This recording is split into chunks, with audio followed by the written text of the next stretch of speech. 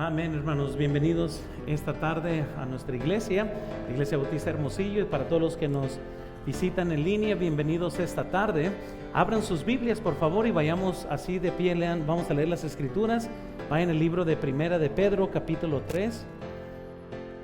Primera de Pedro, capítulo 3, versículo 15. Hoy iniciamos una nueva serie que se titula Dios en las conversaciones. Ahorita voy a dar una introducción más amplia a la serie, pero ahorita vamos a ver Primera de Pedro 3, versículo 15. Espero que estén listos para aprender. Es un tema, lo que vamos a estar tratando los miércoles, bastante profundo, y lo voy a tratar de simplificar. Sí ha dicho que toma grandes teólogos para agarrar un tema chico y hacerlo complicado para que nadie aprenda, y toma a alguien bien sencillo para agarrar un tema muy profundo, pero poderlo simplificar. Mi meta para los siguientes miércoles es poder simplificar algo que sí se discute bastante, aunque también quiero tener suficiente substancia para también alimentar un poco a la mente racional, que muchas veces está en discusión o está en debate, pero también quiero que la mayor parte de la gente salga que aprendieron algo, no tanto que salieron, wow, esto simplemente se me fue por encima. Dice la Biblia, Primera de Pedro capítulo 3, versículo 15, sino santificad a Dios el Señor en vuestros corazones y estar siempre preparados para presentar defensa con mansedumbre y reverencia ante todo el que os demande razón de la esperanza que hay en vosotros. Hoy en sí estoy uniendo dos tipos de mensajes. Por un lado voy a dar la introducción de por qué tener una serie como esta, y por el otro lado vamos a tratar el tema de ¿y qué tiene de malo si nomás vivo para mí mismo? Siempre en las conversaciones va a haber alguien, uno de sus amigos, quizás un familiar, que va a decir, bueno, y pues, ¿verdad? No tiene nada de malo si yo nomás estoy viviendo para mí. Incluso vamos a ver ciertos debates que sí se usan, intelectuales, en cuanto a la filosofía la filosofía humanista acerca del ser un egoísta. Entonces, quiero que veamos que la Biblia sí nos dice que debemos nosotros presentar una defensa para toda persona que pide razón de nuestra fe. La pregunta es si usted es apta para poder presentar una defensa. ¿Y qué dices cuando gente dice, yo pienso que si existiera Dios no hubiera tanta maldad? ¿Qué le dices a esas personas? ¿Qué le dices a alguien que dice, pues yo pienso que nadie puede saber de seguridad que Dios existe? ¿Qué tal aquellos que dicen, pues yo pienso que todo en moderación no hace daño? ¿Cuántos no han tenido gente que a lo mejor te dice algo así? ¿O qué tal aquellos que dicen, la meta suprema es amarte a ti mismo y hacer lo que te hace feliz, tan solo que no dañes a otra persona? Muchas veces usted va a tener pláticas con personas y esa filosofía va a salir. Y muchos cristianos no saben qué contestar ante cosas que se dicen que son generalmente aceptadas por todo mundo. Así que por eso la serie esta va a ser muy necesitada, y yo sé que van a aprender todos algo el día de hoy. Vamos a orar, vamos a pedir al Señor que bendiga, y ahorita entramos a la enseñanza. Señor, te pido que me uses en esta tarde, te pido que hables a corazones, te pido por los que están aquí presentes, que hables al corazón de ellos. También te pido por los que están viendo en vivo, te pido que puedan poner atención, que no se distraigan, que Señor, aún por medio de lo que se va a enseñar hoy, tú hables al corazón de ellos. Y Señor, te pedimos que a través de esta serie no solo tengamos más argumentos o aprendamos nomás más, ayúdanos a usar esto para guiar a muchos a tus pies. Y yo te pido todo esto en el nombre de Cristo Jesús. Amén. Pueden tomar asiento, hermanos. Las siguientes semanas estaremos abordando temas de la apologética. Ahora yo sé, la mayor personas están diciendo, ¿apolo qué? ¿Verdad? Casi nadie conoce el término de apologética. Nomás les doy una introducción a lo que esto significa. Primero vean aquí en la pantalla, apologética es solo una palabra elegante para describir las razones de lo que cree. Entonces, nomás quiero que siempre cuando escuche la palabra apologética, simplemente es una palabra elegante para poder describir las razones de por qué cree lo que cree. Incluso vean lo siguiente, por definición, apologética simplemente significa una defensa. Entonces, cuando alguien va a hacer un estudio sobre la defensa de la fe, o va a hablar de la materia de la apologética, es el aprender cómo articular una defensa de lo que usted cree. Es algo que suena espantoso y inteligente, pero la verdad nomás los teólogos se emocionan de la palabra apologética. Nosotros debemos estar listos para presentar una defensa. Incluso durante toda la Biblia vemos que el presentar una defensa era una práctica muy normal del apóstol Pablo. La Biblia nos dice en Hechos 22, versículo 1, varones, hermanos y padres, oíd ahora mi defensa ante vosotros. Podemos ver que Pablo durante su ministerio hacía y articulaba defensa de parte de la fe. Ahora, no estamos tratando de decir que debemos de ser buscapleitos o simplemente buscar allá a alguien con quien debatir y hacer los pedazos.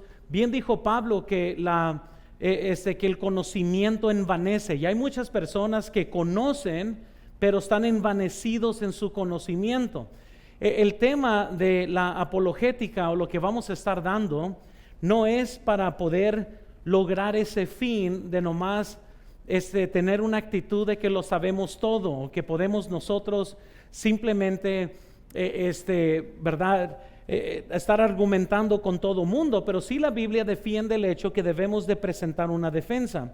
En 1 Corintios 9, versículo 3, la Biblia dice, contra los que me acusan, esta es mi defensa. Otra vez de ahí sacamos la palabra apologética, en defensa. Ahora, esto no siempre es fácil, especialmente en nuestro lugar en el que vivimos. México está corriendo muy rápido para hacerse un país secularista. Poco a poquito ya aún ni la Iglesia Católica tiene tanta influencia en el gobierno como antes lo tenía. Y los cristianos pues somos la minoría en ese país, y el secularismo, el modernismo está saliendo. La América, por decirlo, de hoy no es la misma que era hace 2 generaciones. Me pongo y me da tristeza nomás al pensar que en un tiempo, por decirlo así, la vida moral teníamos por la mayoría en las escuelas, en la vida. Todo mundo compartía ciertos morales que se iban a pegar a las escrituras, y lamentablemente la iglesia, los cristianos, perdieron su sal, y cuando la iglesia pierde la sal, para nada más sirve más que para ser pisoteada por los hombres. Y poco a poquito, por falta de ganar a gente para Cristo y por falta de tener una influencia en este continente, se nos está reemplazando nuestra fe muy rápido por ideas contradictorias a las escrituras. Es por eso que hoy en día en las escuelas, en lugar de enseñar biología, están enseñando preferencias sexuales. Esto la hemos perdido, hermanos, y es por eso que ahorita es en el nombre de que el Estado debe de ser laico. No se puede introducir el tema bíblico. No sé si vieron esta semana una senadora o alguien de gobierno le quitaron su trabajo por simplemente mencionar que algo que estaban haciendo era pecado. Y como el Estado debe de ser laico, no debería haber usado la palabra pecado, aunque era cierto que era pecado. Pero vivimos en un tiempo ahorita, hermanos, que nadie quiere identificarse con las escrituras. Entonces, cuando hablamos de hacer una defensa de nuestra fe, comprendemos que en nuestro tiempo es muy difícil, comprendemos que hoy más que nunca es necesitado, pero también viene a un precio. A pesar del llamado, que todo mundo es creyente hoy en día, y aunque todo mundo dice ser que es religioso, como sociedad, hermanos, nos hemos alejado inconfundiblemente de las raíces cristianas y hemos abrazado otras filosofías. Ahora, la sociedad posmoderna simplemente asegura a la gente que no puede existir una respuesta segura sobre las cosas de Dios. Y entonces, ¿qué se está aceptando? Todo lo demás, hermanos.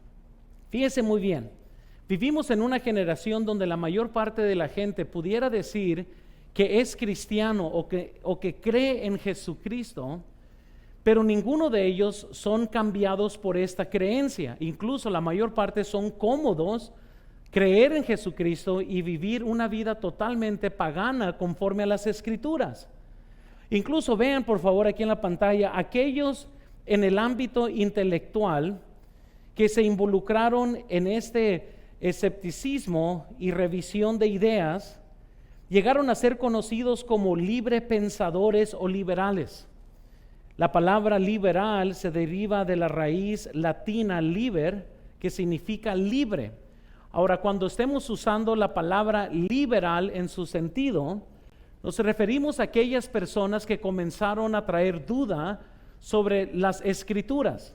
Entonces, cuando alguien comenzó a hacer o formar parte del grupo liberal, eran aquellos que comenzaron a razonar que hay cosas de la Biblia que no son razonables y comenzaron a cambiar las cosas de las Escrituras y ellos fueron conocidos como liberales. Ahora, ahorita vivimos en un mundo de liberales, ¿verdad? Donde siempre van a haber aquellos que dicen, bueno, la Biblia fue escrita por los hombres. Luego trataremos ese tema también, cómo podemos contestar a esto. Pero la mayor parte piensa que sí cree en un Dios, pero simplemente no se puede confiar en la Biblia como la base de toda creencia. Ahora, eso es lo que es liberalismo, porque el liberalismo comenzó a tomar control de esta sociedad. Quiero que vean lo que es un conservador. Noten, por favor, aquí en la pantalla, el conservadurismo, por otro lado, vino a ser el intento de conservar las creencias antiguas. Los conservadores podrían rechazar fácilmente las innovaciones en ciencia y tecnología, así como otros campos de actividad en aras de la mera tradición.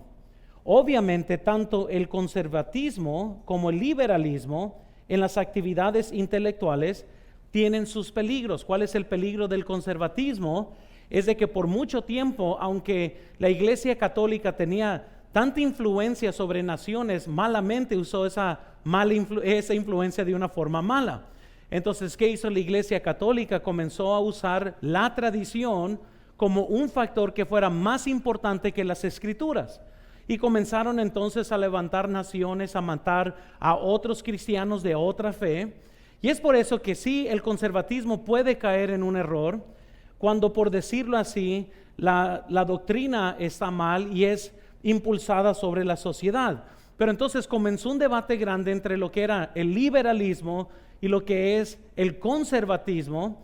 Y nomás déjales muestro cómo comenzó a evolucionar esto, porque eso es bien importante para poder comprender de dónde salen tantas ideas locas que hoy tiene la gente y por qué es que la gente piensa así. Ahora quiero que vean por favor aquí en la pantalla, pero el liberalismo y el revisionismo ofrecen las mayores amenazas para nuestra vida espiritual, porque si la ciencia y la tecnología pueden descubrir y descubren cosas nuevas, las verdades más importantes sobre la naturaleza humana permanecen inalteradas e inalterables a lo largo de la historia humana. En otras palabras, nosotros no le tenemos miedo a la ciencia, nunca van a descubrir el eslabón perdido que andan buscando, no van a encontrar un chango, medio humano. Eso solamente existe en la religión del darwinismo. Pero sin embargo, la tecnología puede avanzar y puede avanzar la ciencia, pero los fundamentos de la vida, que solamente la vida puede engendrar vida, sigue siendo algo irrefutable, algo inmaterial, nunca va a producir algo material. Y por eso nosotros no estamos en contra de la tecnología ni de la ciencia, pero sí estamos en contra de las fábulas. Ahora quiero que por favor vean aquí en la pantalla. Entonces, el liberalismo y el revisionismo fueron a partir del siglo XVII y pues todavía, ¿verdad? Están hoy académicamente de moda. Por eso, a partir del siglo XIX, aquellos que defendían puntos claves de ortodoxia cristiana, que significa enseñanza correcta o verdadera, ciertamente hicieron oír su voz. Ahora quiero que piensen conmigo en esto. Muchas veces, a lo mejor cuando yo esté enseñando, voy a decir algo como: esto pertenece a las creencias ortodoxas. La palabra ortodoxa no estamos hablando que es la iglesia ortodoxa. La palabra ortodoxa tiene que ver con la creencia de lo que es verdades esenciales bíblicas. Entonces, es importante que comprendamos las definiciones de estas palabras, no hacer que se malentiendan. Entonces, muchas veces, ¿verdad?, van a haber iglesias que van a tener quizás unas diferencias en ciertas cosas, pero ambas iglesias son ortodoxas porque creen en lo esencial bíblico, que sería la deidad de Jesucristo, la Trinidad, salvación por gracia, la obra redentora de Jesucristo, etcétera, que son doctrinas ortodoxas. Pero no debe de ser esto mezclado con la iglesia ortodoxa. Muy bien, nomás para que me puedan entender ahí. Entonces, cuando el siglo XIX comenzó a entrar, comenzaron los grandes debates entre el liberalismo, el conservatismo, y comenzaron a argumentar. Ahí entra en la historia un hombre llamado Charles Hodges, quien defendió la creación conforme a Génesis en el año 1874. Charles Hodges también tiene un montón de obras sobre la teología. Es calvinista, pero sin embargo fue uno de estos hombres que se paró firme acerca de los 6 días de la creación. También en línea con él salió un hombre que se llama Benjamin Warfield, que defendió la inerrancia de la Biblia entre 1887 y 1921. Él comenzó a decir que la Biblia era la palabra de Dios irrefutablemente y sin dar excusas. Cada palabra, cada coma, cada concepto, toda la letra por letra, palabra por palabra. Y se discutieron sobre si la Biblia era la palabra de Dios o nomás el concepto que la palabra de Dios quería dar a entender. Entonces estos hombres se pararon y comenzaron a discutir la mera Biblia. La palabra de Dios es inspirada, no solo el concepto, sino que las meras palabras fueron inspiradas por Dios, y esto fue argumentado. En 1909 comenzó un proyecto que finalmente se convertiría en un gran avance de teología conservadora y a la apologética en los Estados Unidos. 2 hombres de negocios invirtieron grandemente para poder unir un montón de libros que fueron escritos, que fueron por medio de artículos en defensa de la fe. Habían hombres en estos libros que habían escrito, como C.I. Scofield, quien escribió su Biblia de estudio. Campbell Morgan, si ustedes han visto quizás libros de él traducidos en español. James Orr de Escocia. Estos hombres comenzaron a escribir artículos en 1909 que comenzaron a decirle a todo el mundo cuál era su posición como creyentes. Y estaban defendiendo los fundamentos de la doctrina cristiana. Los 90 artículos o los ensayos resultantes fueron compilados por el doctor R.A. Torrey. Y eso es bien importante porque cuando en los principios de 1900 que se estaba peleando esto, R.A. Torrey fue y los compiló todos y los pusieron en libros, y esto fue lo que se llamó los fundamentos. Déjales enseño una foto aquí de los libros, los fundamentos como originalmente fueron escritos en inglés, y es de ahí donde salió la palabra fundamental. Y los fundamentales son aquellos quienes abrazan los fundamentos de la palabra de Dios, que es la doctrina ortodoxa, no de la religión ortodoxa, sino que la doctrina esencial de la palabra de Dios, que la palabra de Dios es inspirada por Dios, que no se pierde la salvación, que la salvación no se encuentra en una religión. Y desde entonces la sociedad y la cultura han estado en oposición sobre los mismos principios bíblicos. No ha ayudado que han salido maestros que se han dado al liberalismo y ellos mismos han enseñado sobre los errores supuestos de la Biblia. Es ahí donde en los 40s y 50s la Convención Bautista del Sur comenzó a tener maestros que comenzaron a comprometer las verdades bíblicas, y es ahí donde nació y comenzaron a salir lo que se llama el movimiento de los bautistas independientes fundamentales. Porque cuando la Convención del Sur comenzó a meterse al liberalismo, había un grupo de hombres que salieron de la Convención del Sur, quienes se hicieron independientes fundamentales por defensa de que la palabra de Dios era inerrante y que nada cambiaba, y comenzaron otros debates dentro del mismo cristianismo. Pero entonces ahí pueden tener una idea de cómo la filosofía de nuestro tiempo sí ha afectado bastante a diferentes personas, han afectado escuelas enteras, y cómo el liberalismo ha entrado drásticamente, y aquellos que antes abrazaban doctrina ortodoxa comenzaron a entrar a filosofías humanistas sobre las mismas escrituras. Entonces, ahora quiero que veamos, y lo vamos a ver como en puntos de introducción aquí. Noten, una sociedad relativista engendrará filosofías incorrectas. Entonces, si vivimos en un mundo que es relativista todo es relativo, pues la cultura dentro de esta sociedad va a reflejarlo. Casi el 80% de todos los estadounidenses se describen a sí mismos como espirituales. El mismo número cree que Dios creó el universo. 2 tercios dicen que oran todos los días, y el 85% se considera cristianos. Ahora, esto me vuelve loco, porque el 85% de los estadounidenses dicen estas cosas. ¿Cómo vive la sociedad y cómo viven en ese país? No reflejaría que el 85% de la población fueran creyentes.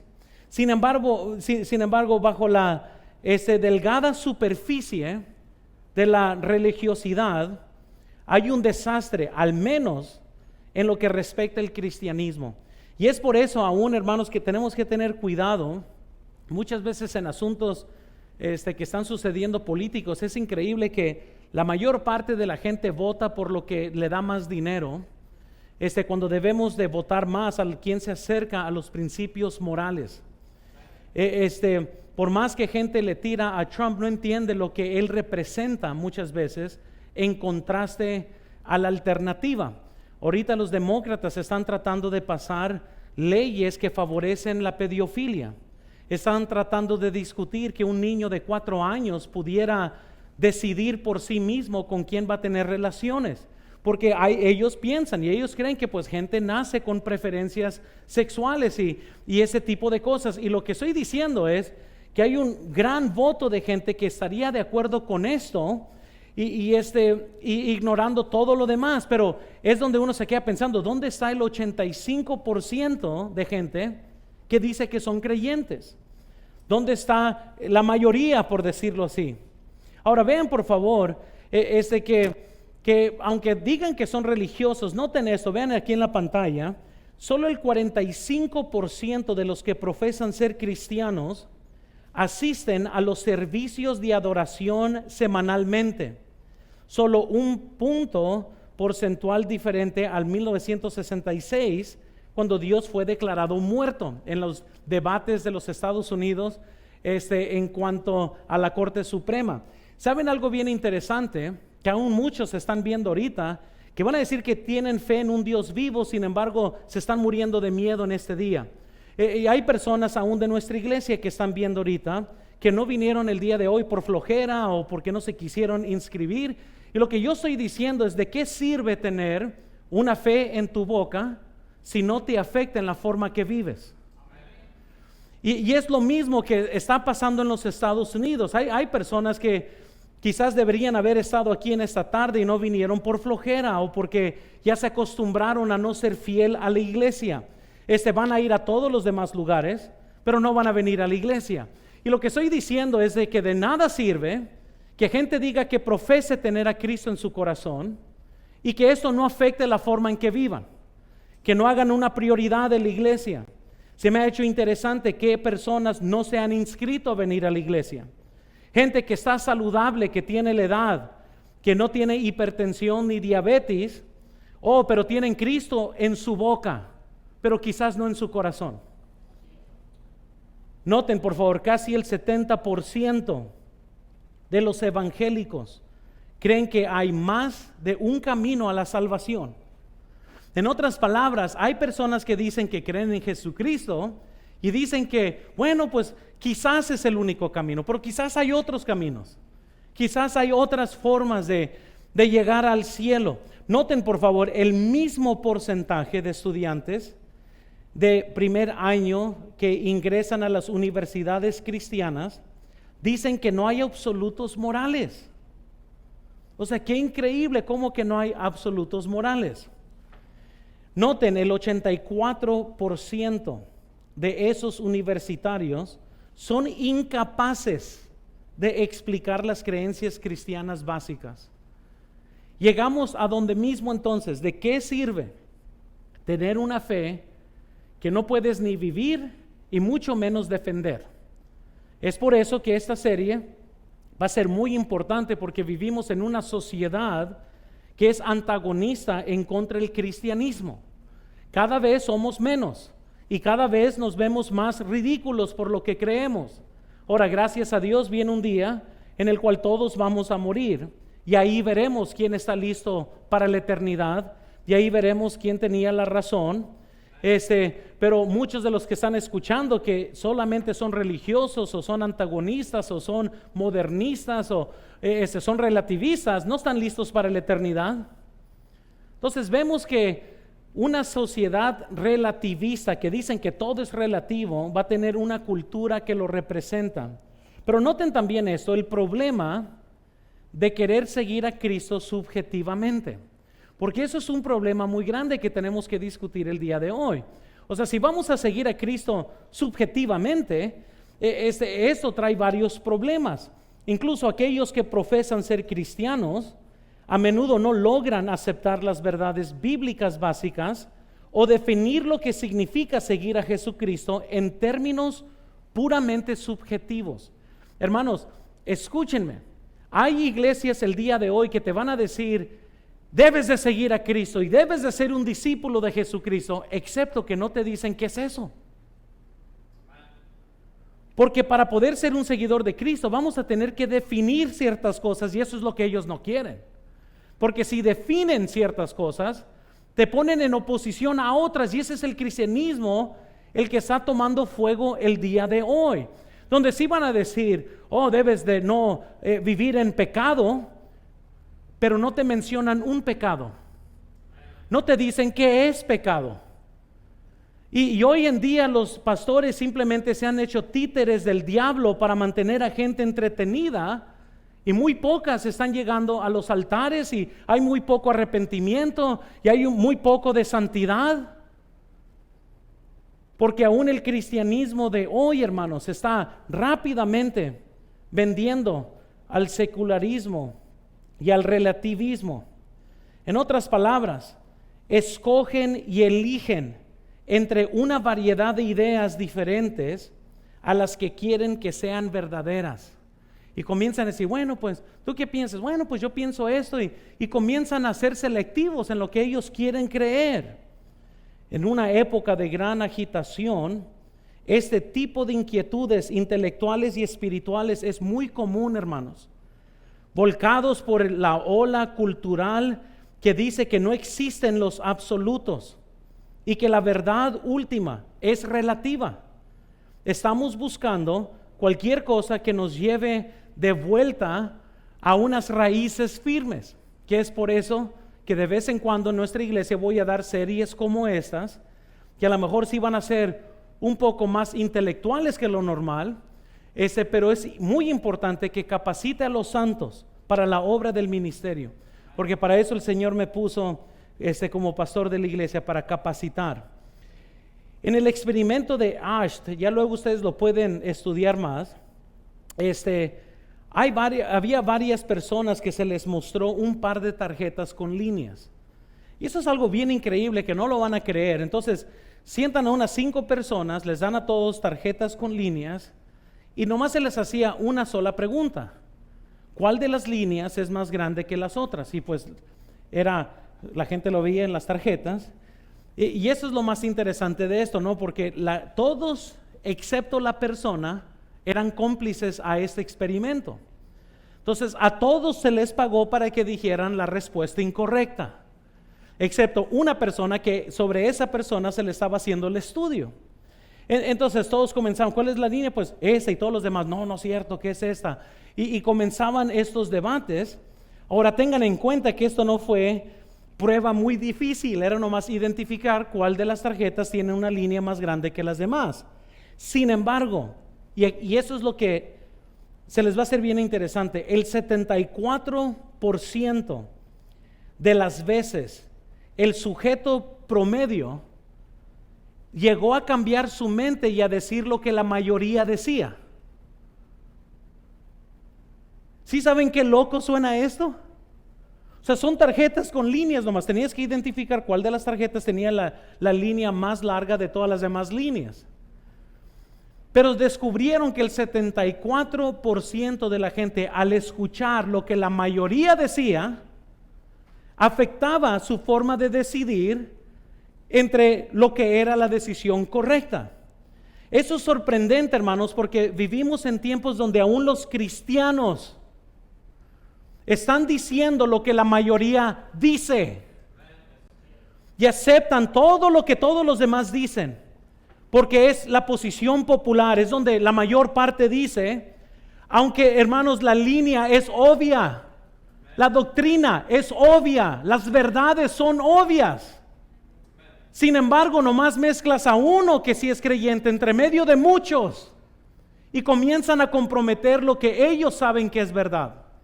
Y comienzan a cambiar las verdades y comienzan, hermanos, a intercambiar lo que ellos conocen como la verdad. Imagínense, hoy los cristianos son muy parecidos a los sujetos de ese experimento. Académicamente, moralmente, socialmente, emocionalmente, estamos en un desacuerdo con la mayoría. Sin embargo, la mayoría de los cristianos viven en acuerdo con la mayoría. Y hacer frente, hermanos, a esas mareas sociales de inmoralidad no es fácil, yo lo entiendo, porque son muchos. Y peor cuando son cristianos los que están peleando al favor de lo incorrecto. De hecho, afirmar o creer las verdades absolutas de Dios en el mundo de hoy es más desafiante que todo lo que enfrentaron los sujetos de Ashdod, obviamente, porque ellos estaban sentados y pues, ¿cuál es la línea más grande? Pues esta. No es esa. Y bueno, pues cambiaron su mente. Nosotros enfrentamos todavía aún más antagonismo sobre nuestro punto de vista. Al menos en su estudio de Ashdod, de este experimento que hicieron, fue totalmente claro que la gente está más que dispuesta a seguir la mayoría. Ahora entonces, esto nos lleva a esto. Vean esto, por favor, la pelea por la verdad. Y si hay algo que sí quiero hacer, nomás para confirmar quizás aquellos que están viendo en el internet o los que tienen duda, quiero lavarles el coco. Amén. Mi meta en las siguientes semanas es lavarles el coco para confirmar a todos los demás. Ya viste, te querían lavar el coco. Exactamente. La Biblia dice que tenemos que renovar nuestra mente para poder hacerlas aptas para estas verdades. Incluso vean, por favor, hasta que no conoces la verdad, no sabrás distinguir la mentira. Y si vas a querer distinguir la mentira, tendrás que conocer bien la verdad. Porque cuando no conoces bien la verdad, ¿cómo vas a saber distinguir entre la verdad y la mentira si no conoces bien la verdad? Eso me lleva a un punto. Hay gente que ni conoce la verdad, pero está navegando todo Google por la verdad, en lugar de meterse a la Biblia por la verdad. Y les estoy diciendo, hermanos, que es muy obvio lo que está pasando en nuestro tiempo, especialmente para todos los millennials que creen que todo lo que encuentran en el internet es verdad. No es verdad. Amén. Hay un montón de mentiras en el internet. Falsos maestros que utilizan las escrituras para confundir aún aquellos que son salvos. Ahora, queremos que sea fácil. Y a veces, hermanos, nos preguntamos esto: si es verdad, ¿por qué no sería tan obvio para el resto si eso es algo verdad? ¿Verdad? O sea, yo sé que es repetir, ¿verdad? Pues sí, ¿verdad? Pero uno podría pensar, oye, pero si esa es la verdad, ¿por qué es tan difícil que otros vean la verdad? Pero la realidad es diferente. La verdad con mayúscula, V, nos llama a contender. Los cristianos creen que una de las razones de quizás batalla en la que estamos es porque es una batalla espiritual. Y aunque la gente tiene la verdad tan cerca, no están viendo la lucha espiritual. Estaba hablando con un hermano allá en Colorado y me hizo pensar en algo. Él estaba hablando sobre la necesidad de congregarnos. Y además es un doctor especializado, bien curioso. Ese doctor tiene una tarjeta que por cualquier urgencia él es considerado esencial. Tiene de esas tarjetas federales que le dan entrada a cualquier lugar porque es una persona esencial. Y nomás estaba hablando y se me hizo interesante escuchar del doctor. Me dice, ¿sabes por qué ha muerto tanta gente? Y le dije, ¿por qué? Dice, porque no se han congregado. Es que dice, todos se están enfocando en el lado físico del coronavirus y nadie está viendo que hay muchos, nos vamos a dar cuenta en el cielo, que murieron porque no oró el pueblo de Dios por ellos. Yo me quedé, wow, o sea, nunca lo había visto de esta forma. Dice, en la Biblia se congregaban para orar. Y mientras que hoy en día, noten, hermanos, puedes poner todo lo que quieras en tu Facebook que estás orando por alguien. Verdaderamente, ¿qué tanto has orado? Es muy diferente que cuando el pueblo lamenta juntos, cuando el pueblo llora juntos, cuando todos están buscando el trono de Dios y están buscando sanidad, y donde están 2 o 3 en mi nombre, ahí estaré Dios. Y yo me puse a pensar, eso es increíble, ¿eh? Estoy escuchando esto de un doctor, que regularmente los doctores aquí en México están todos en pánico, todos infundiendo pánico. Y él me está diciendo, no, es que es importante orar unos por otros. Es saludable que la congregación esté ahí para orar y ver Dios obrar.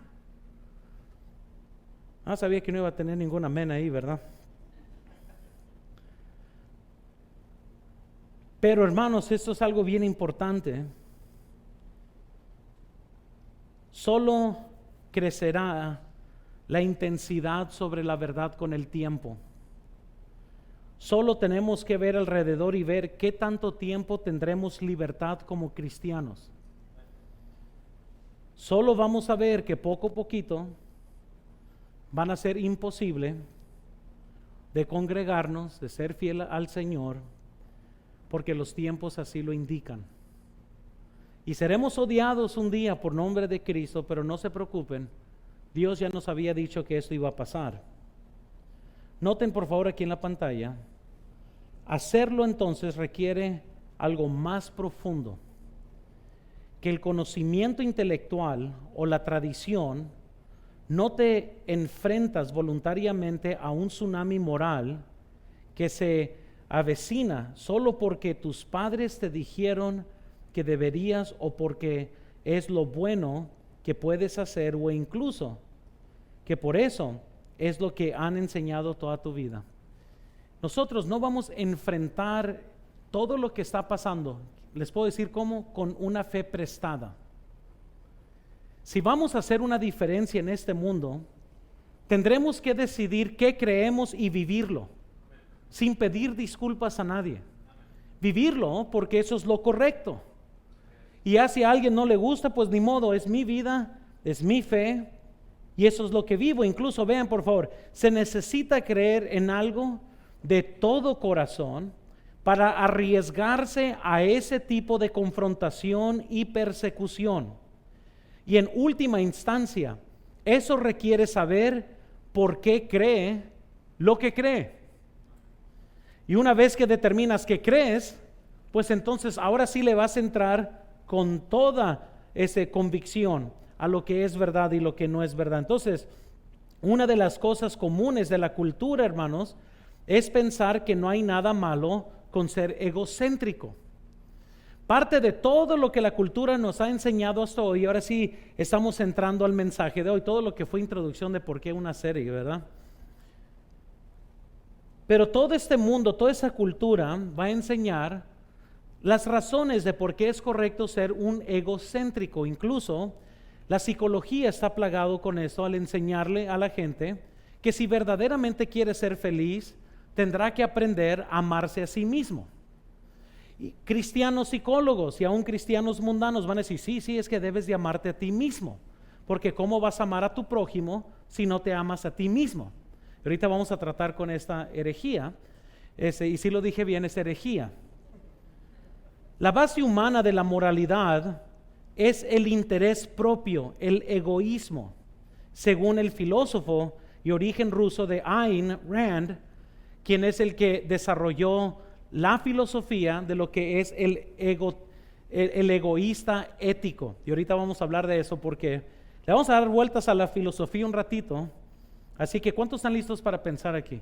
Hermanos, los que están viendo ahí en vivo, ojalá que estén listos, porque aquí los voy a perder quizás. Muy bien. Ahorita vamos a llegar ahí. Noten aquí en la pantalla. Este punto de vista tiene su propia versión de la regla de oro. Deberíamos hacer a otros que eventualmente, con suerte, harán lo mismo con nosotros. La filosofía egoísta o el egoísta ético impulsa a los seres a hacer exactamente lo que uno quiere que alguien le haga. Los motivos son egocéntricos. En otras palabras, yo voy a hacer el bien para alguien porque me conviene, no tanto porque quiero hacerle el bien a esa persona. Incluso vean, de hecho, cada persona tiene el deber moral de perseguir exclusivamente su propio interés. Eso es lo que ellos nos van a decir. Noten, exclusivamente su propio interés. Suena muy familiar, ¿verdad? O sea, si nuestra meta es amarnos a nosotros mismos y hacer todo lo que te hace feliz, porque el siguiente miércoles vamos a tratar con esto. ¿Qué tal cuando gente te dice, bueno, mientras que yo no dañe a nadie, no importa? O sea, en otras palabras, la meta es yo hacerme feliz y si no daño a nadie, pues es correcto. ¿Cómo contestamos a esto? Entonces, hermanos, si en otras palabras, esta filosofía, hermanos, va a decir, si rasco la espalda de alguien, eventualmente alguien me va a rascar la mía. Este punto de vista entonces tiene su propia versión de esa regla de oro, porque dice, bueno, si yo rasco la espalda, pues alguien eventualmente me va a rascar la mía. De hecho, vean por favor, cada persona tiene el deber moral de perseguir exclusivamente su interés. Vean por favor, según el egoísta, soy el que mejor sabe lo que necesito, mucho mejor que cualquier otra persona. De modo que el interés propio se antepone a los intereses de los demás. De eso se trata la buena vida, perseguir lo que quiero. Ahora, yo sé que de la forma que lo he presentado, nadie en nuestras conversaciones se va a sentar, al menos que sea un profesor de la uni, y aún ahí dudo. O sea, lo que estoy diciendo es que cuando comienzan a argumentar filosofía, no muchos le van a entrar a algo así tan profundo. O sea, no es como que tu amigo se va a sentar y decir, yo soy un egoísta ético. O sea, va a ser muy raro. Lo estoy presentando de esta forma, por si las moscas, que alguien sí va a querer dialogar, y ahorita vamos a ver los diferentes puntos de vista de esto. Incluso vean, por favor, aquí en la pantalla, el problema con el egoísta ético.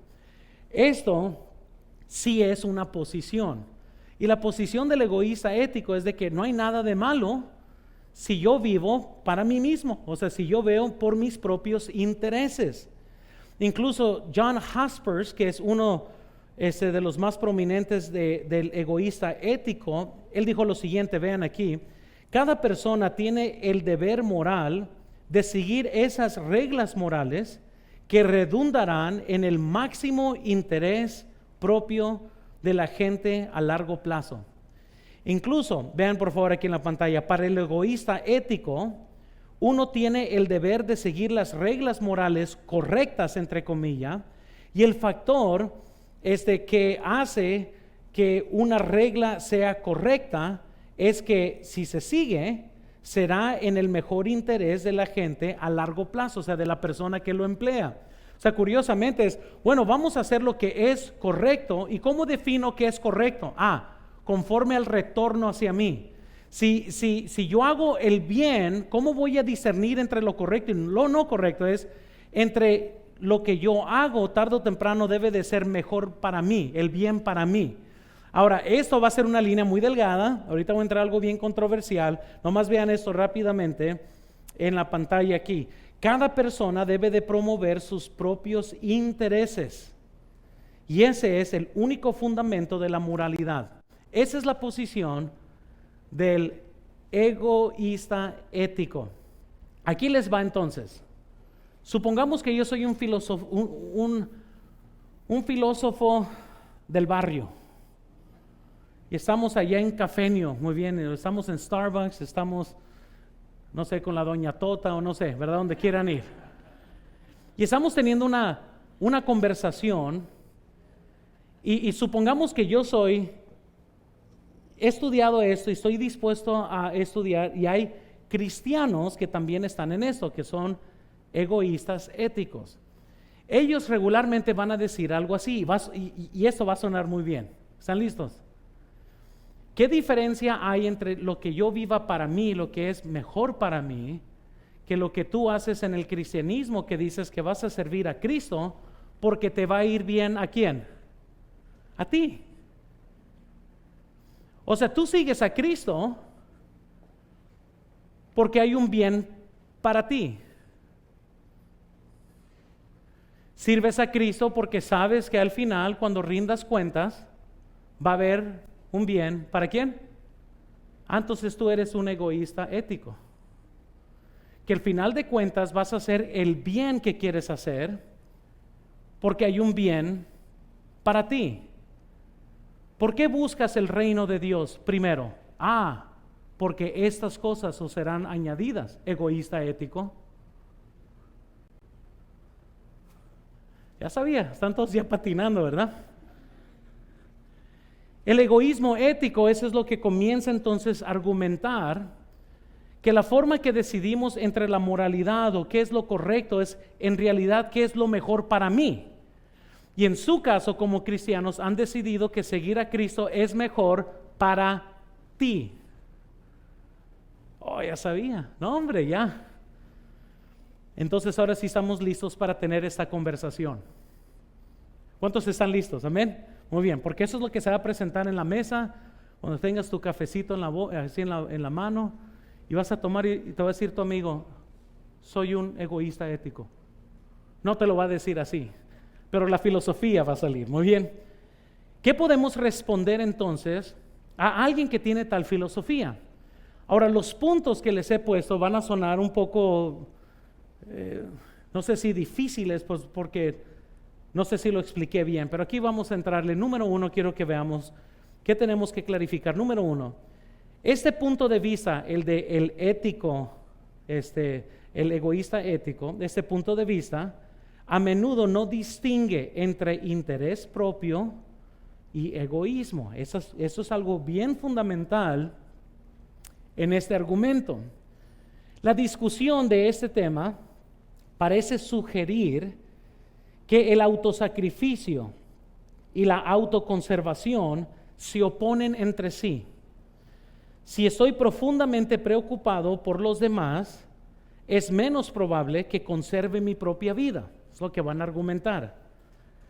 Casi allá como lo que vemos en se me olvidó la caricatura esa de los animales del mamut, ¿cómo se llama La era del hielo. lo que estaba diciendo este loco, el tontito este, no me acuerdo cómo se llama, bueno, hace mucho que ya ni lo veo. Pues es lo que estaba dando a entender. Él estaba dando a entender, bueno, que yo miro por mí mismo, porque si yo amo a otras personas, dice, pues yo voy a terminar muerto. Entonces, la filosofía de él es lo que vino a mi mente ahorita, ¿verdad? Pero bueno, yo sé que teológicamente no está muy profundo eso, ¿verdad? Pero bueno, ahí me pueden... Pero se los tuve que reducir a una caricatura para que lo entendieran, ¿verdad? Tal pensamiento, hermanos, es confuso. Cuidar de uno mismo no es lo mismo que ser egoísta. Y si vamos a debatir esto, por ejemplo, ser un egoísta es diferente que cuidar de ti mismo. Incluso la Biblia dice en Marcos 12:31, y el segundo es semejante: amarás a tu prójimo como a ti mismo. No hay otro mandamiento mayor que estos. Hermanos, un amor propio, normal, a uno mismo, significa que, por ejemplo, alimentaremos y cuidaremos de nuestro cuerpo. O sea, no hay nada de malo esto. O sea, en esta tarde, bueno, saliendo de aquí voy a ir a cenar a mi casa. Amén, tengo hambre. Y pues me amo a mí mismo y no me gusta sufrir en balde. Entonces alimentaré mi estómago ahorita que llegue a la casa. Amén. Ahora, eso no quiere decir que soy egoísta, pero pues eso es evidencia de mi amor a mí mismo. O sea, no es como que me odio, ¿sabes qué? Voy a pasar hambre porque me odio. Nadie dice eso, ¿verdad? Entonces, la Biblia, hermanos, ya presupone que cuidamos de nosotros mismos, nos amamos a nosotros mismos, por lo cual, así como nos amamos, debemos de cuidar y sustentar a otros. Aquí va lo que la filosofía de hoy quiere ignorar de la Biblia. En Efesios 5:29, noten lo que dice la Biblia. Porque nadie, ¿qué dice? Efesios 5:29, porque nadie aborreció, ¿qué dice? Jamás su propia, ¿qué? Carne. Efesios 5:29, porque nadie aborreció jamás a su propia carne. Ahora, o la Biblia miente, o miente la filosofía de nuestro tiempo, que hay gente que sí se ama, que sí se odia. Y bueno, ya he predicado sobre el odio a uno mismo que no existe, pero en realidad cuando gente se desanima es porque piensa que le debe de ir mejor. A ver, cuando tienes que pagar tus cuentas, ¿por qué te sientes mal? ¿Porque odias tu vida o porque prefieres ese dinero para gastarlo en otras cosas? Amor a ti mismo, amén. Incluso Pablo advierte lo contrario. Noten en 2 de Timoteo 3:2, porque habrá hombres, dice la Biblia, amadores de sí mismos. Luego dice, ávaros, vanagloriosos, soberbios, blasfemos, desobedientes a los padres, ingratos, impíos. 2 de Timoteo 3:5, que tendrán apariencia de piedad, pero negarán la eficacia de ella. A estos evita. Mientras que nunca somos mandados a amarnos a nosotros mismos, debe de ser un hecho y debe de ser reconocido que el amor ya existe. Y les pudiera decir que ese es nuestro problema primordial. Ahorita vamos a llegar más adelante a esto, pero sí dice la Biblia, hermanos, en Mateo 7:12, noten, así que todas las cosas que queráis que los hombres hagan con vosotros, también, ¿qué dice? Hacer vosotros con ellos, porque eso es la ley de los profetas. Entonces, un egoísta ético va a decir, viste, la Biblia es el manual de todo egocentrismo, porque eventualmente cuando haces un bien a alguien es porque quieres que te hagan ese bien a ti mismo. Ahorita vamos a explicar esto. Entonces, eso nomás es para comprender cuál es el debate filosófico, ¿verdad? Pero lo que estamos viendo, hermanos, que algo fundamentalmente mal es de que hay una diferencia en tener interés propio y ser un egoísta. Ahora quiero que veamos número 2, por favor. ¿Qué otra cosa sabemos aquí? Cuando hablamos de cómo deberíamos vivir y estamos hablando de ideales universalmente aplicables, pero esto va en contra del egoísmo. Entonces, estamos hablando que deben de haber ciertas reglas universales que caben en todos los escenarios, pero el egoísta ético o el egoísmo no cabe en eso. Ahorita vamos a ver por qué. Es de suponer que Juan, nomás por mencionar a alguien, no hay nadie que aquí que se llame Juan, Juan el egoísta quiere que otros adopten su punto de vista intelectualmente superior y afecte a consecuencia la mente de la otra persona sobre el tema del egoísmo. Pero eso significa entonces que Juan está recomendando que los demás se ocupen de sí mismos en lugar de atender a Juan. Entonces, si Juan es el egoísta y Juan le enseña a todos los demás a que sean egoístas, es contraproducente porque el egoísta debe de estar viendo por quién, por uno mismo. Pero es imposible que exista el bien para mí si usted está pensando en usted. El egoísta en sí debe de lograr que todos piensen en mí, no de infundir que cada quien busque su propio bien. A medida que el egoísmo se universaliza y se practica, en realidad debilita el egoísmo ético, no lo fortalece. La contradicción es que les dice que a los demás que vivan para sí mismos, en lugar de vivir para mí, ustedes vivan para ustedes, en lugar de decirles vivan para mí. Entonces, es mejor que Juan se quede callado mejor porque le conviene, para que no sean iguales de egoístas como él. Otro tercer problema aquí es esto. Noten número 3. Nunca podremos confiar en un egoísta. Piensen en esto. No se puede confiar en el egoísta ético cuando ofrece consejo moral a los demás, porque en última instancia será su propio beneficio en lo que le está aconsejando, no el beneficio de usted, porque el egoísta ético pues está preocupado por él. Entonces, ¿cómo se le va a poder confiar? Entonces, el egoísta siempre soy yo inmerso en una conversación. Y además, hay muchos cristianos que así aconsejan, nomás viendo por ellos mismos. Los defensores del egoísmo, hermanos, solo crean un clima de sospecha a su alrededor. Eso, por supuesto, vuelve a hacerlos sospechosos porque son egoístas. Número 4, quiero que vean. Si los egoístas reclaman el interés propio en lugar del egoísmo, nos quedamos con el problema de la arbitrariedad, porque solo esa virtud y no otras. Entonces, esto es bien importante porque algunos filósofos hacen la distinción entre interés propio y ser egoísta, lo cual es cierto, pero ser egoísta significa que no nos preocupamos por los demás. Entonces, es algo, hermanos, yo sé que es bien redundante cuando alguien está hablando de estos principios filosóficos fundamentales, y yo sé que muchos están, pero espérame, no lo entiendo. ¿Cuántos los perdí? A ver, levanten la mano. No levanten la mano. La hermana dice, yo estoy bien perdido.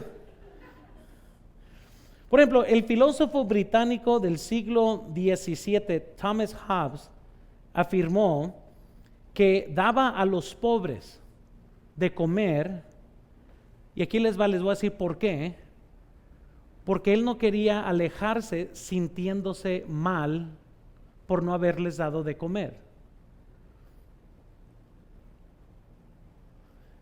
Y es bien curioso, hermanos, porque hay muchos egoístas éticos aún en las iglesias hoy. Muchas veces gente puede hacer una tremenda obra, pero con motivos incorrectos. Los fariseos, por ejemplo, oraban para ser vistos para los hombres.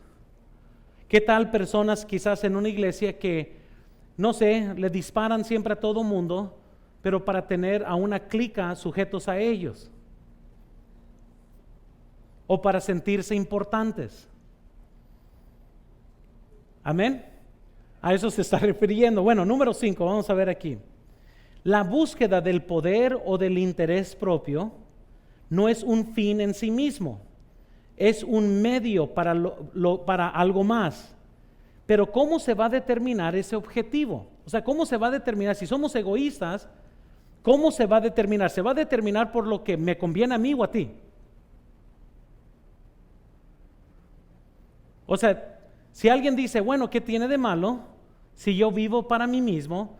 La pregunta puede ser, ¿y qué tal si yo vivo para mí mismo? ¿Cómo decidimos cuáles son las normas de una sociedad que nomás vive para uno mismo? Porque estaría yo entonces impulsado a ver por mí mismo y no por ti. ¿Y qué vas a hacer? ¿Qué va a hacer usted? Pues va a ver por usted mismo y no por nadie más. Y eso eventualmente pues descompone todo lo que una sociedad representa. Quizás el mejor ejemplo del egoísmo en el campo de la filosofía es Friedrich Nietzsche, que es el que escribió el libro La voluntad de poder. Y estaba viendo un poquito de ese libro, está en PDF y es gratis, está fuera de los copyrights y todo eso, pero ni lo vean, es pura filosofía incorrecta, pero el libro de la voluntad de poder. Para él, para ese autor, la búsqueda del poder importaba, sin embargo, nos preguntamos por qué este es más valoroso que otro, en otras palabras, en un debate real. Número 6. Van a existir eventualmente un conflicto de intereses o de egos.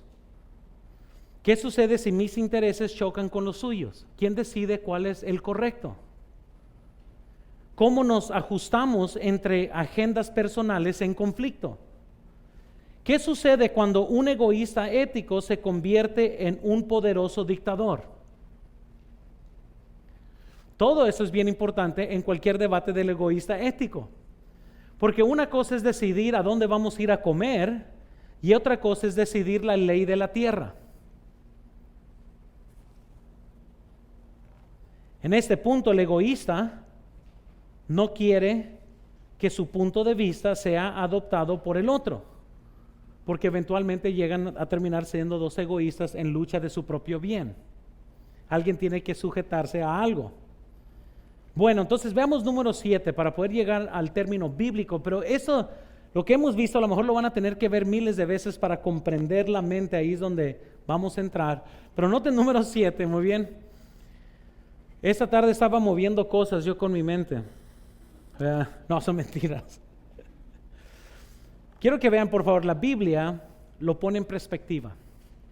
Y necesitamos ver cómo lo podemos poner en perspectiva aquí. Hay algunos problemas bastante importantes con la mentalidad de estar muy atento al número 1 yo. Muy bien, yo soy número 1. La vida centrada en el otro es lo que Dios nos llama a hacer. Amemos a Dios y amemos al prójimo, que es bien curioso, ¿verdad? Cómo Dios lo estableció. Dios nos ha hecho por muchas reclamaciones que si le vamos a seguir a Él tenemos que negarnos a nosotros mismos. Sin embargo, todos sabemos que los mandamientos de Dios fueron dados por nuestro bien. Y aquí va, por ejemplo, Deuteronomio 10:13. Que guardes los mandamientos de Jehová y sus estatutos que yo te escribo hoy para que tengas, ¿qué dice? Entonces el egoísta ético va a decir, si tú obedeces a Dios es por tu propia conveniencia, porque se te promete prosperidad y es la única razón que sirves a Dios. Deuteronomio 8 versículo 16 dice que te sustento con maná en el desierto, comida que tus padres no habían conocido, afligiéndote y probándote para que la postre hacerte bien. Ahora fíjense muy bien cómo la Biblia entonces promete que bueno, estamos pasando por pruebas, pero el postrer, el final va a ser el bien para nosotros. El egoísta ético comienza a discutir entonces entre nuestros motivos de por qué lo hacemos y qué es lo que hacemos y qué eventualmente va a venir para nosotros. Entonces noten letra A, por favor, noten primero. Necesitamos distinguir entre el beneficio propio como un subproducto de un acto y el interés propio como la única intención de un acto. Ojalá que no los haya confundido aquí. necesitamos distinguir entre el beneficio propio como un subproducto de un acto y el interés propio como la única intención de un acto. En otras palabras, los pasajes de las Escrituras que usan el interés propio pueden simplemente señalar que si intencionalmente haces lo correcto, entonces un buen subproducto de esto será recompensas para ti. Pero les vuelvo a decir, el hecho que yo sirva a Dios y yo entiendo que la Biblia me promete bien para mí, eso no quiere decir que yo lo hago para el bien, lo hago para Dios. Además, aquí les va un secreto. Puedes vivir para Dios y eso no quiere decir que en las siguientes 24 horas la prosperidad que te promete te va a llegar. Dios no puede ser burlado. Lo que el hombre siembra, eso también cosechará. Y quizás si existen dentro de las congregaciones egoístas, éticos, cristianos, que a lo mejor ellos dicen, yo sirvo a Dios solamente porque quiero prosperar. ¿Y ustedes piensan que Dios le va a prosperar? Claro que no, porque así no funciona Dios. Eso es lo que el egoísta ético ignora, que Dios no es un Dios tonto, por decirlo así. Él conoce nuestras intenciones. Nadie se puede burlar de Dios. Entonces, si hay alguien que cree en Dios y dice, pues mira, yo la única razón que amo a mi prójimo es porque me va bien, es la única razón. Pues Dios está en el cielo retirando todas sus bendiciones porque así no funciona esto. Se podría argumentar contra la filosofía que estos pasajes no usan claramente el interés propio como la única intención legítima de una acción moral. Incluso vean aquí en la pantalla, esta observación se relaciona con una segunda distinción entre un motivo y una razón. Entonces, cuando uno observa, se tiene que hacer distinción entre el motivo de por qué hacemos y la razón de por qué lo hacemos. Veamos la diferencia. Vean aquí. En pocas palabras, un motivo es un estado dentro de una persona que influye en ella a la mueve de la acción o al tomar acción. Entonces, ese es el motivo. ¿Qué motiva para hacer la acción? Por el contrario, vean aquí siguiente, una razón es algo que sirve para justificar racionalmente alguna creencia que uno tiene o alguna acción que hace. Una razón para creer o hacer X, por ejemplo, es un intento de citar algo que haga probable que X sea cierto o que X deba hacerse. Muy bien. Vamos a leerlo otra vez. Por el contrario, una razón. ¿Cuál es la diferencia entre motivo y razón? Motivo es lo que nos ayuda a tomar acción, es lo que nos mueve a tomar acción. Yo amo a mi esposa, quiero que sienta mi amor, por lo cual le voy a comprar un vestido. Mi motivo me mueve a acción. Y mi esposa dijo amén bien fuerte ahí. Motivo impulsa acción. Razón, por el contrario, vean aquí, una razón es algo que sirve para justificar racionalmente alguna creencia que uno tiene o alguna acción que hace. Por ejemplo, noten, una razón para creer o hacer X, usted ponga lo que sea, es un intento de citar algo que haga probable que X sea cierto o que X deba hacerse. Es donde se necesita la razón. El motivo impulsa la acción, la razón te justifica qué es lo que estás haciendo. Bueno, segundo quiero que veamos. En resumen, el interés propio es parte de la enseñanza bíblica, especialmente en asociación con recompensas y castigos. Pero el egoísmo ético no captura adecuadamente la naturaleza del interés propio bíblico, ni es la mejor teoría ética normativa por derecho propio. En otras palabras, donde el egoísta ético no va a entender es cuando están Sadrach, Mesach y Abednego están ante el rey y el rey les dice, adora a esta estatua. Y ellos dijeron, oh, no te preocupes, rey, nuestro Dios puede librarnos. Y si no, de todas maneras no vamos a... O sea, el bien para ellos era arrodillarse, y ni modo, pues Dios tiene que entender que vale más mi vida que la adoración a Él. Entonces, el egoísta ético tendría que en ese momento, o ¿qué prefiero? A ver, amor a mí mismo, que no me quiten la cabeza, que me tiren allá al horno de fuego. No, el egoísta ético tiene que decir lo que es bien para él. Y eso es lo que no existe en la palabra de Dios. En la palabra de Dios, cuando moralmente vienen cosas en choque, nosotros tenemos que poner la voluntad encima de la nuestra. Aunque en el momento simplemente nos vaya mal. Y si no, le dijo, pues ni modo, quiero que sepas que aunque muramos, no vamos a arrodillarnos ante esta estatua. Tercero, noten, como cristianos debemos incluir el interés propio como una parte importante de nuestra vida moral y religiosa, pero sin defender la vida egoísta. En otras palabras, ya sabemos que existe, todos nos amamos. Aquí, hermanos, hay mucho amor. Muy bien. Es comer tacos hasta cuando no tienes hambre comer. Amén. Nomás por el antojo. Muchos de ustedes se aman. ¿Cuántas damas no se pintaron antes de venir? ¿Por qué te pintaste? Porque ya te amas. O porque ya tienes cuidado de ti mismo. Eso no quiere decir que estamos en defensa de la vida egoísta, porque la Biblia ya presupone que nadie se ha odiado y que todos ya nos amamos.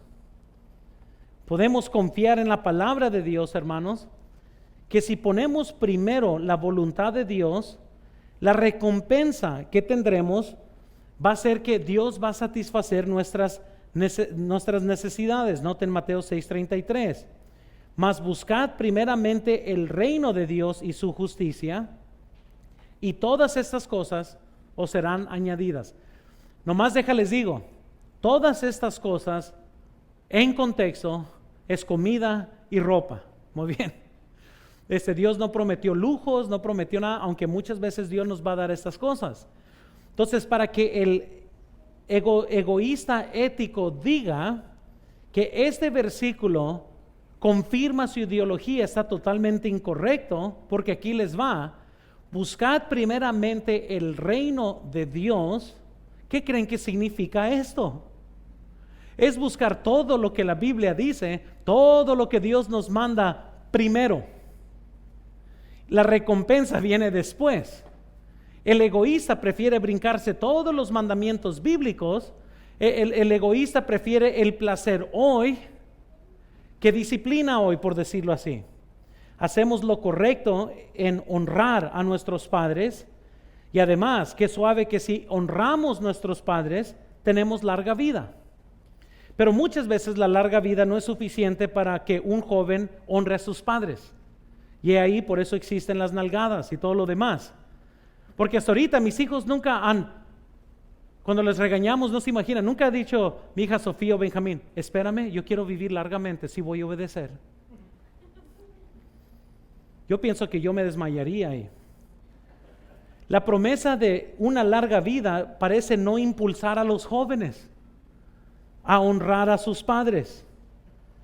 Debemos de servir a Cristo, sí, obviamente, gloria a Dios que un día vamos a ser galardoneados, pero Pablo dijo esto en 2 de Corintios 5:10, noten por favor, porque es necesario que todos nosotros compadezcamos ante el tribunal de Cristo, para que cada uno reciba según lo que haya hecho, mientras estaba en el cuerpo, sea bueno, sea malo. Noten, hermanos, que es importante comprender, sí, va a haber recompensa, pero nuestro motivo central, noten 2 de Corintios 5:14, porque el amor de Cristo, ¿qué dice? Nos constriñe. ¿Qué hacemos como cristianos? Es que en 2 de Corintios 5:14 nos dice que el amor de Cristo nos constriñe.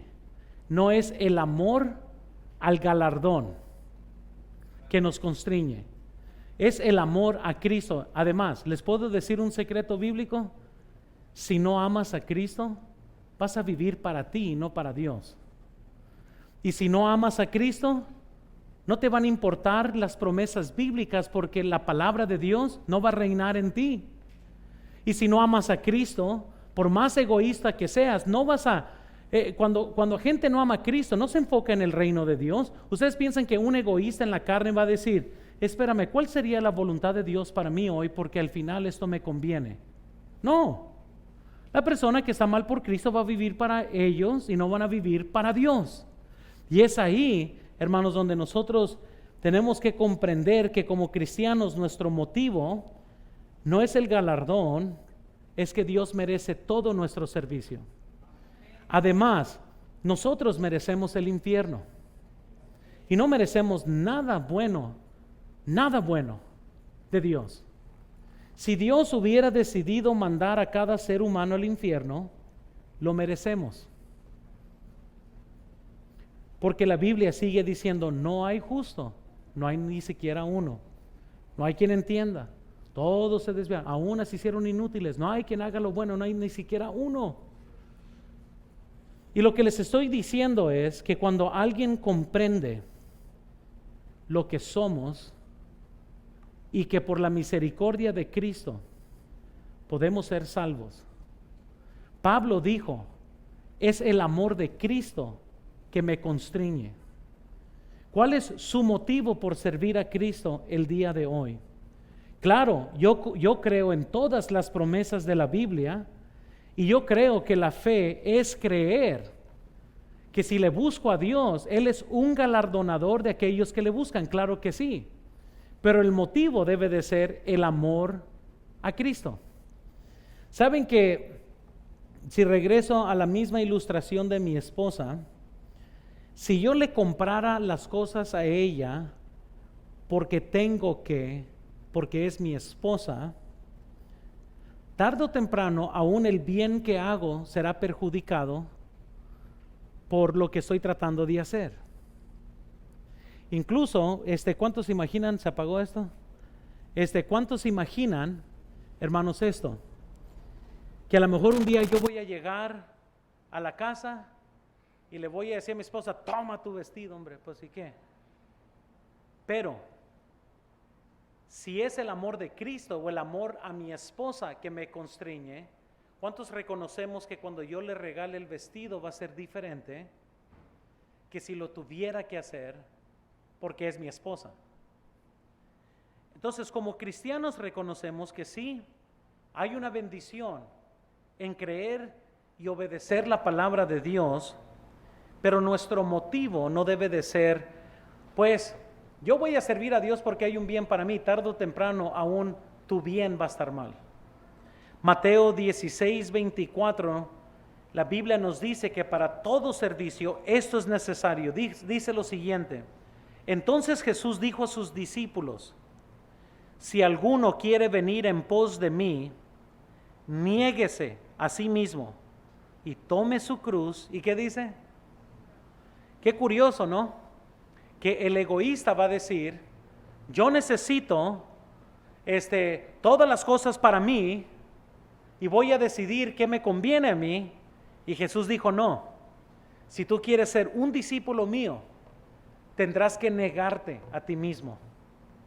No hacer todo lo que te conviene, tienes que negarte a ti mismo. Entonces, el debate central de ¿qué tiene de malo si yo vivo para mí mismo? Es esto: para ser un seguidor de Cristo es esencial que nos neguemos, que tomemos nuestra cruz y que le sigamos.